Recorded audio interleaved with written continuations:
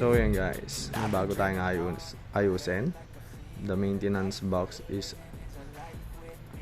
at the end of its service life. So Epson M2140. Ayan, so kahit magkuhan ka dyan, wala akong magagawa dyan. Re-replace now natin. So kapag ganun mo, nag-proceed ka, error pa din. So ang maintenance box niyan ay andito. So dito.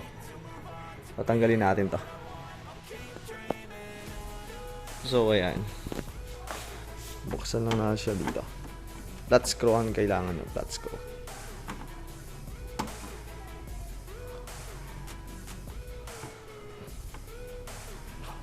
Ayan. So kapag goods na, pwede nyo na hilahin yan. So maintenance box, hinihila lang siya pag ganito. Yan. Pag ganito, no? Pag ganito. Okay, tapos meron kasi nabibili na ganito. Ito kasi yung tinatawag na maintenance box. Pero mas mahal siya. So ang gagawin natin ay ayan. Ang binili lang natin yung mismong chip niya na yun. Para mas napakalupit naman siya. Good naman yun. Sir, binili ko na itong ting eh. Kamura ko nabili, sir. Kano, sir? 6,000. 6,000 lang, sir? Oo, sir.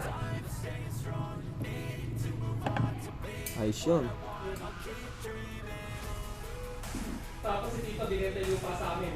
Wala daw pera eh. Binete 200 square meter. 200 lang. Dapat isang kwan na. Maliit lang 200. 200 square meter, 750 per square meter. Dati 1,000 yun eh. Ginawang sabi na, titik daw sila kayo eh, kasi ginuhulugan sila sa sakyan.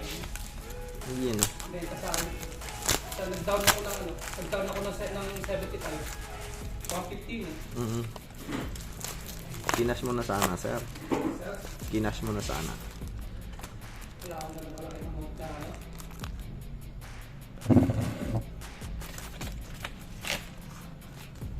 Hindi na ka ako talaga, nag-invest ka sa mga ganun bagay. Yes, sir. Para tulad yung mga panon, ayaw mo na sa dito.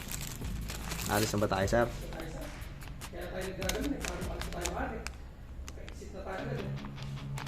Pero maabuti dito ang 6 years old. Paabot ka, sir. Sayang naman.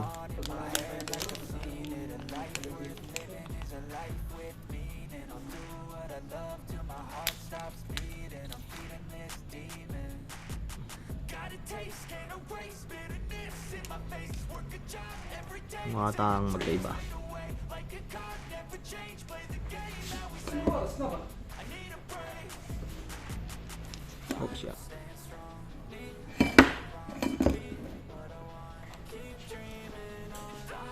Kailangan natin ng glue stick. So yan, need lang natin ng glue stick. So lagyan natin ng glue stick yung gitna para dumikit yung ito natin kasi natanggal na yung kawit eh. Then lagyan na natin siya.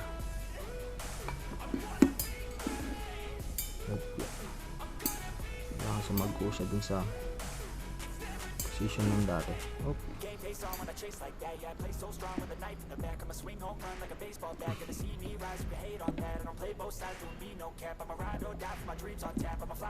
Yo.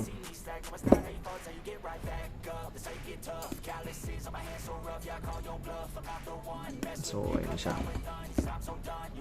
So ito yung luma.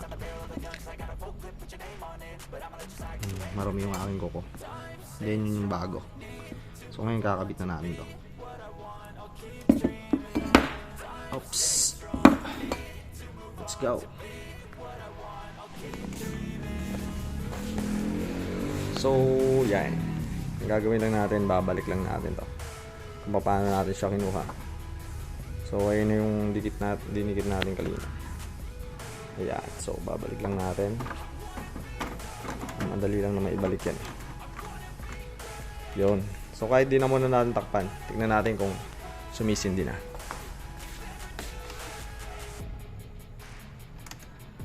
Yun.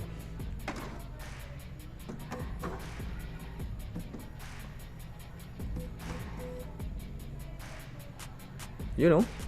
So, wala na siyang maintenance. Goods na. So, check natin. Lalagay lang akong bond paper. Ang tray. Susubukan nating mag-Xerox. Sample lang. Ayan. So, confirm ko lang. So, walang nakalagay. So, Xerox, mag-scan lang. Magka-copy lang tayo ng isa. Okay. Then, one copy. Copy. Yun. Goods na. Oh. Hindi na siya nagme-maintenance. So, yun lang. I hope na ito yung pinakamadaling paraan para okay lang natin to. Continue printing. Yung pinakamadaling paraan para maikuan yung maintenance box natin. Kaysa bumili tayo ng ganito.